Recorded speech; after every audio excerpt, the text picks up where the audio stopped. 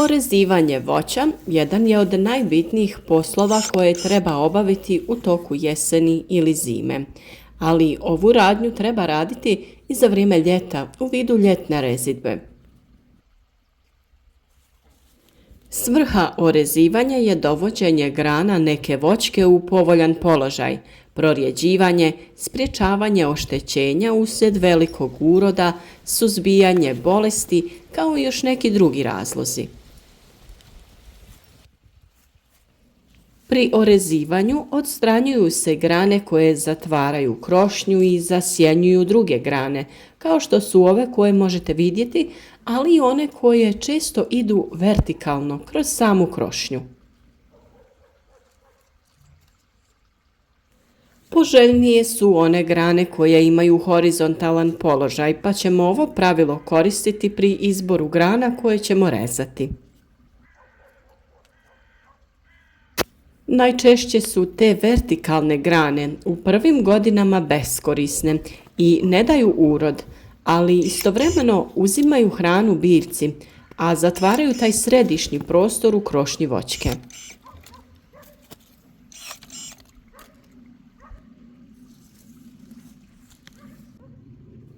Grane koje smetaju pri obradi tla oko voćke ili pri košnji trave treba odrezati. Sve grane koje se nalaze u donjem dijelu voćke treba ukloniti. Naravno, razlika je i u načinu uzgoja.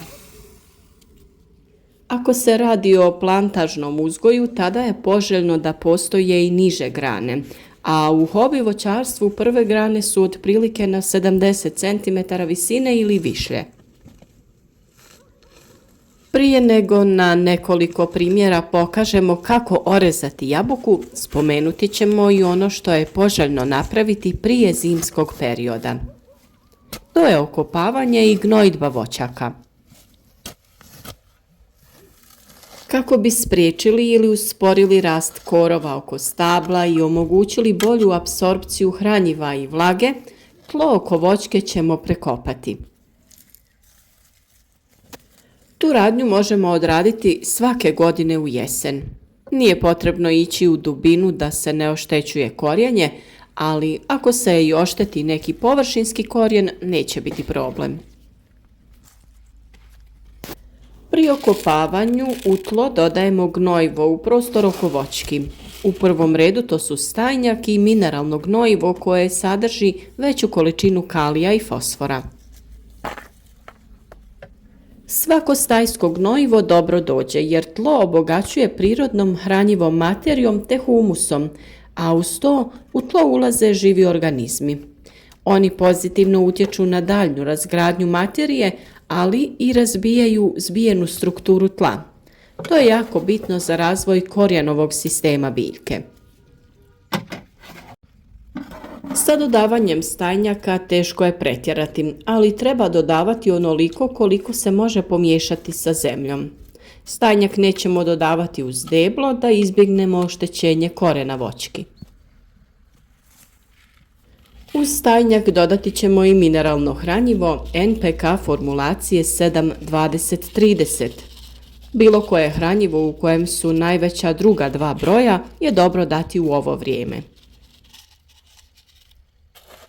Bitno je da prvi broj bude manji jer on predstavlja azot ili dušik koji u fazi mirovanja nije potreban, ali brzo se kreće u tlu tako da ga treba dodavati u proljeće kada krene vegetacija.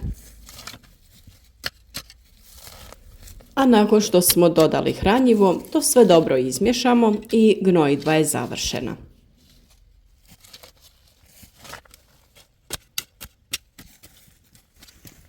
Pri orezivanju voćki paziti ćemo na mjesto gdje siječemo grane. Ovo je bitno da bi voćka što lakše zatvorila rane do kojih dolazi pri orezivanju. Rez neka uvijek bude sa suprotne strane od pupoljka i neka bude pod kosim uglom.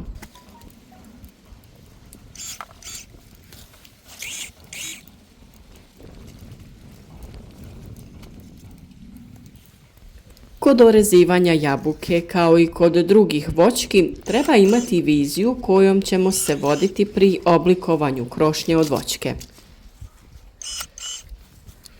Potrebno je odlučiti se za neki uzgojni oblik što najčešće definira način uzgoja. Ako se radi o plantaži, tada se najčešće primjenjuje oblik vitkog vretena.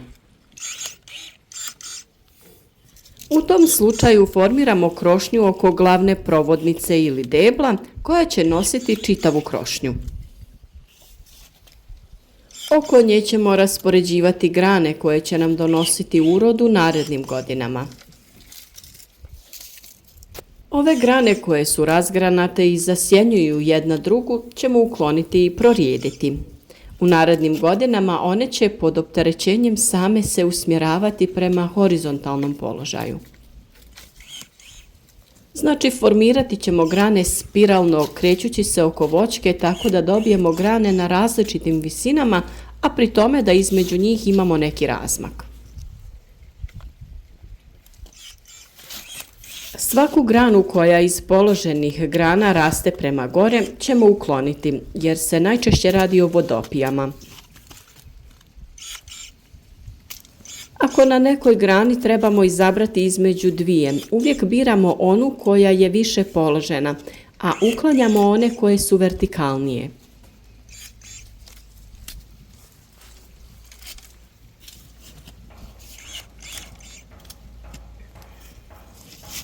Grane koje su u donjem dijelu voćke i blizu su tla treba ukloniti iz više razloga. Plodovi koji bi se formirali blizu tla mogu biti oštećeni ili manje kvalitete, ali i same grane smetaju pri obradi tla kao i održavanju prostora oko voćke. Ako se tlo okopava, grane ometaju obradu, a ako se prostor oko voćke kosi, tada te grane smetaju kosilici, pa ćemo takve grane u svakom slučaju ukloniti. Takve grane uklanjamo većinom do visine oko 70 cm, dok kod intenzivnog uzgoja voćaka mogu se dopustiti i niže grane. Za dobro formiranje krošnje i uzgojnog oblika, pored dobrog orezivanja, potrebno je i po potrebi savijati grane u najprikladnijim smjerovima. Ovdje možemo vidjeti granu koja raste u smjeru provodnice, odnosno vertikalno, i nju ćemo ukloniti. Iznad nje imamo granu koja je usmjerena prema drugoj grani, a to nije poželjno. Bilo kakvo ukrštanje grana nije poželjno i ove grane ćemo prorijediti ili u potpunosti odrezati.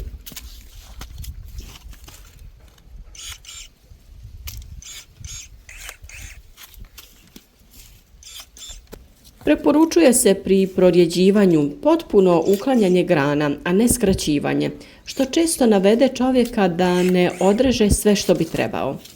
Ipak, bilo kakvo orezivanje bolje je nego zapustiti voćku i ostaviti velik broj grana.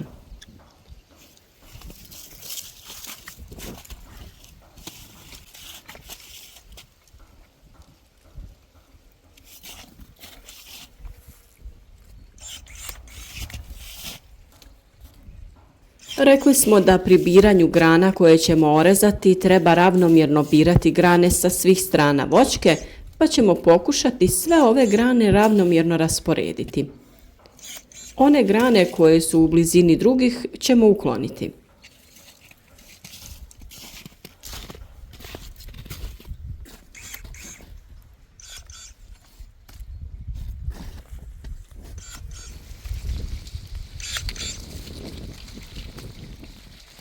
Ova grana, iako se ukršta sa drugom, na sebi ima lijepu granu sa cvjetnim pupom, pa ćemo je ostaviti da se razvija, ali ćemo je prekratiti. U svakom slučaju možemo i kasnije izvršiti korekciju ako nam ne bude odgovarao njen položaj. Nakon prorjeđivanja grana ostati će nam još da skratimo glavnu vodilicu koju skraćujemo na visinu do koje možemo dosegnuti. Tu biramo visinu do koje će biti plodovi. Sve ostale grane neka budu niže od te visine.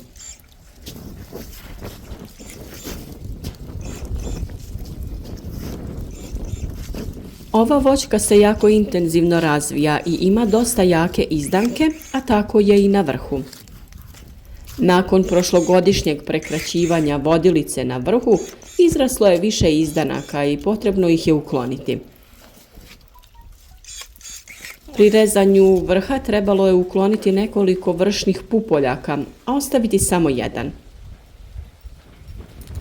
Odrezati ćemo te izdanke koji su višak, a jednu granu ćemo ostaviti i prema njoj ćemo rezati ostale grane.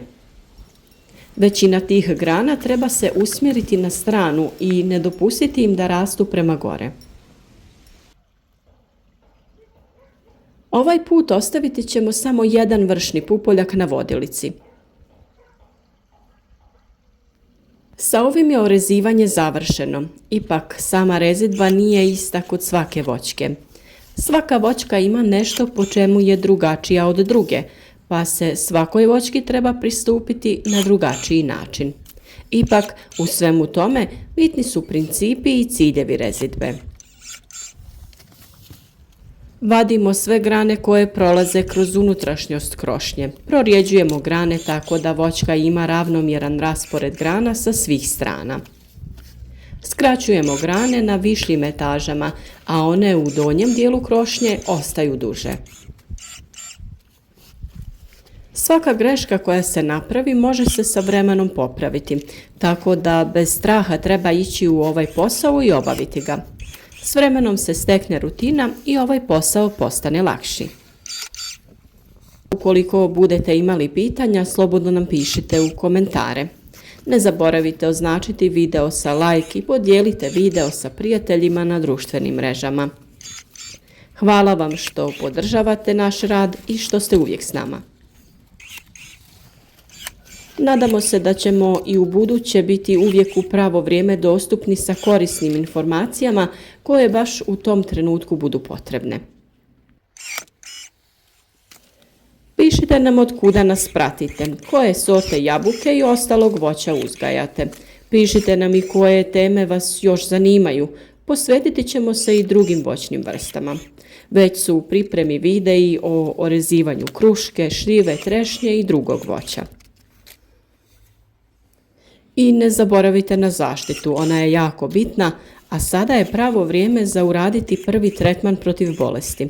O tome smo pričali prije nekoliko dana, pa ako niste, pogledajte video i potražite ga na našem kanalu.